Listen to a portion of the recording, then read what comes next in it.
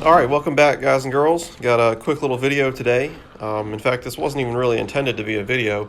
This was my first ride back at Pocahontas since I've been dealing with this back issue that I have. And also my first time testing out the new GoPro Hero 8 Black. And you know, I am just so impressed by the stabilization and the sharpness of this image. I hope the sharpness comes across once YouTube kind of does their compression and everything. But I was so impressed with it that I just figured I need to do something with this footage. You know, as I mentioned, coming back from injury, not going to be doing anything too crazy. If you know the park, I just skipped out on a fun little step-up jump, but still having fun on some of these other smaller features.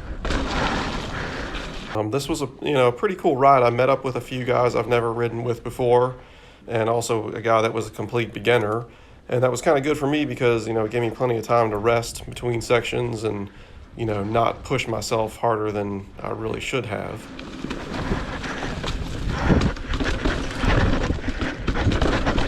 So at the start of this next clip, take a listen to the sound you hear. Yeah, so that squeaking sound, that was Preston's handlebar hitting the side of a tree.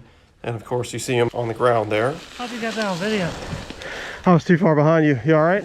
And yeah, he was fine. You know, that was his third or fourth wreck of the day, and each time he got back up and kept on going, the dude's like a tank, I'm telling you.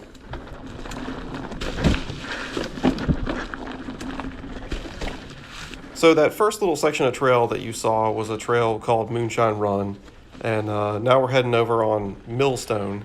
So Millstone is kind of pretty much a cross-country style trail. I mean, it's rated a black, I think, and there are some kind of technical features along the way, but a lot of it is just cross-country riding. But one of the big reasons I wanted to do this trail was to check out the jump line that they built at the end of it. So it's an alternate line. You can either go one way and hit the rock garden that was existing, or you can do this new jump line. And I'd seen some footage of it. You know, the GoPro effect is real because these jumps, I'll tell you, when you get to them, they're way bigger than they look, and they're all doubles. So, you know, you do need to be going fast enough to clear the entire thing, otherwise you're going to case it. And especially if you're on a hardtail, you know, casing it is that much worse. So as you can see, I'm not going fast enough, and this was probably my third or fourth attempt. But like I said, I'm coming back from injury. I'm sure I've probably mentioned that already, and that is my excuse for not really, you know, going for these things. But, you know, honestly, I really did need to be smart about it. So at the end of that jump line, you get the option to head back on Sunsetter, or you can do the loop on Zero. And so we went ahead and did Zero. On this particular day, it was running clockwise. In my opinion, it's a little bit more fun going counterclockwise. You get to hit this little gully section at the end when you're going counterclockwise. But, you know, still a fun trail either way. You know, first time back from my back injury, I could have been riding just about anywhere, and I think I would have had fun. So thank you all for watching this video that was really never intended to even be a video.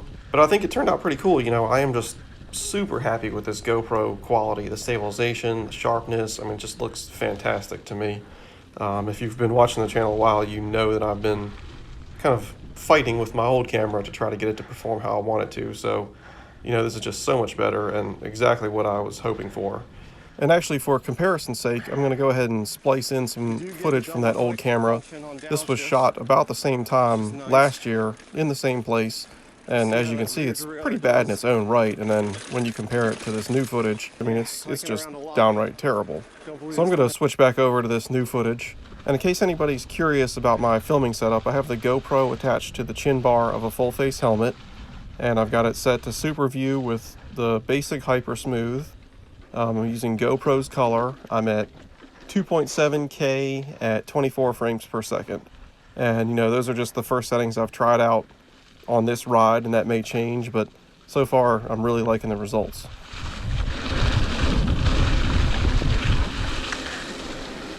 Thank you again for watching. If you haven't subscribed to the channel, please think about doing that. Give me a thumbs up if you enjoyed it, and I will see you again for a video soon.